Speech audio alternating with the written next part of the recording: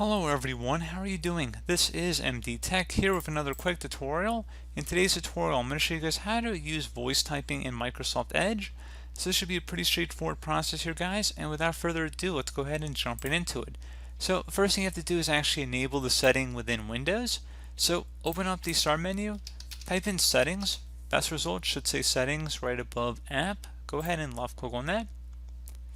Select the privacy tile, so you might have to scroll down and select privacy. On the left side, select speech.